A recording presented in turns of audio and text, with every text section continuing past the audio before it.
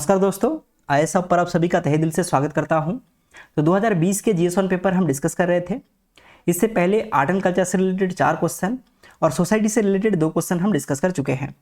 तो इस वीडियो पर सोसाइटी से रिलेटेड और एक क्वेश्चन डिस्कस करेंगे। तो चलिए शुरुआत करते हैं। पीडीएफ के लिए आप लोग हमारे साथ जुड़ सकते हैं टेलीग्राम चैनल पर। तो यहाँ पर पूछा गया है, do you agree that regionalism in India appears to be a consequence of rising cultural assertiveness? Argue. तो 10 मार्क्स का एक क्वेश्चन है।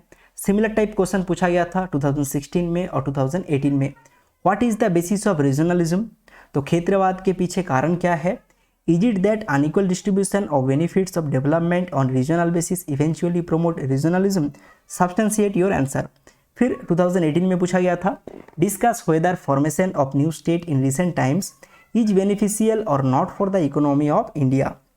देखिए, फर्स्ट हमें पता करना है क्षेत्रवाद क्या है और क्षेत्रवाद के पीछे क्या क्या कारण है, फिर हम आंसर कर पाएंगे। ठीक है, बेसिकली यहाँ पर पूछा गया है, क्या कल्चरल असर्टिवनेस एक फैक्टर है क्षेत्रवाद के पीछे?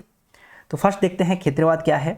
Regionalism is an ideology and political movement that seeks to advance the cause of region. तो क्षेत्रवाद बेसिकली एक आइडियोलॉजी है या फिर पॉलिटिकल मूवमेंट है जो कि रीजन का जो कॉज है इसे एडवांस करता है। तो इसके पीछे क्या क्या कारण है? तो फर्स्ट कारण है रीजनल इकोनॉमिक इनइक्वालिटी। देखिए, महाराष्ट्र के अंदर 2 रीजन हैं, एक है ईस्टर्न महाराष्ट्र और एक है वेस्टर्न महाराष्ट्र। तो वेस्टर्न महाराष्ट्र के अंदर मुंबई और पुणे है, ईस्टर्न महाराष्ट्र के अंदर है विदर्भ और नागपुर। तो यहाँ पर ईस्टर्न और वेस्टर्न महाराष्ट्र के बीच में इकोनॉमिक इनइक्वालिटी बहुत ज़्यादा है। फिर आंध्र प्रदेश और तेलंगाना के बीच में इकोनॉमिक इनइक्वालिटी बहुत ज़्यादा है। तो एक फैक्टर है क्षेत्रवाद के पीछे। Second factor, the sentiment of being deprived even after being rich in natural resources are grounds for the demand of a separate state. तो इसलिए संघ 2000 में छत्तीसगढ़, झारखंड और उत्तराखंड अलग हो गया था। थर्ड फैक्टर है rise of political parties and their demand for political clout in state. तो पंजाब में अकाली दल है, तमिलनाडु पर डीएमके और एआईडीएमके है। फोर्थ फैक्टर है लैंग्वेज, तो भाषा के आधार पर स्टेट रीऑर्गेनाइज किया गया था 1956 में। फिफ्थ फैक्टर है ethnicity, north east movement, Bodoland movement. Six factor है इनफ्लो ऑफ आउटसाइडर, तो महाराष्ट्र में प्रॉब्लम बहुत ज़्यादा है। सिक्स फैक्टर है एडमिनिस्ट्रेटिव पर्पस। तो एडमिनिस्ट्रेटिव पर्पस के लिए लार्ज स्टेट को स्प्लिट किया जाता है स्मॉल स्टेट में ताकि एडमिनिस्ट्रेशन अच्छे से रन किया जाए। अब देखिए क्वेश्चन के अंदर क्या पूछा गया है। क्वेश्चन के अंदर पूछा गया है, do you agree that regionalism in India appears to be a consequence of rising cultural assertiveness? तो आपको यहाँ पर बताना है, हाँ कल्चरल असर्टिवनेस एक फैक्टर है क्षेत्रवाद के पीछे। तो ये आप एक्सप्लेन करना है। ठीक है, तो अब अप्रोच देख लेते हैं। तो फर्स्ट डिफाइन कीजिए क्षेत्रवाद क्या है, फिर एक्सप्लेन कीजिए the correlation between rising cultural assertiveness and regionalism. देखिए, सोसाइटी के अंदर 3 टॉपिक बहुत इंपॉर्टेंट है, एक है रीजनलिज्म और एक है कम्युनलिज्म और एक है सेकुलरिज्म। तो एक बार अच्छे से देख लीजिए।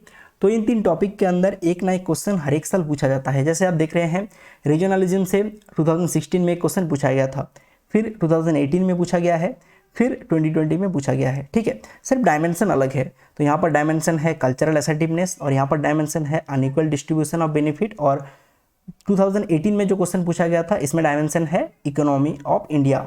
ठीक है, तो अब देखते हैं, इंट्रोडक्शन पर लिखिए पहले क्षेत्रवाद क्या है, फिर बॉडी पर बताइए कल्चरल असर्टिवनेस और सॉन ऑफ सॉइल थ्योरी। तो सॉन ऑफ सॉइल बेसिकली क्या है? सॉन ऑफ सॉइल या फिर लोकल रेसिडेंट।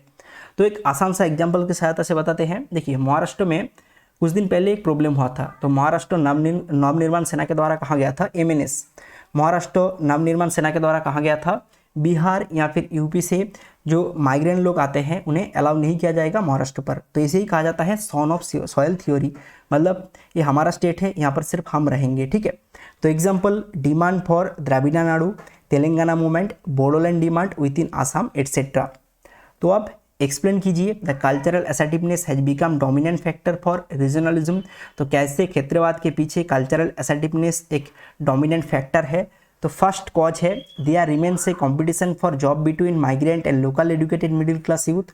सेकेंड फैक्टर है politicisation of cultural issues by political parties, major involvement of native people due to rising aspiration. Fourth factor है economy failure to create enough employment opportunity. ठीक है, तो आप conclusion पर दीजिए। देखिए, यहाँ पर कंक्लूजन क्या हो सकता है, राष्ट्रवाद, तो राष्ट्रवाद का भावना होना चाहिए। अगर राष्ट्रवाद का भावना सब में होगा तो फिर जो क्षेत्रवाद है, क्षेत्रवाद कहाँ से आता है, जब राष्ट्रवाद का भावना कम होता है तभी तो क्षेत्रवाद आता है ना।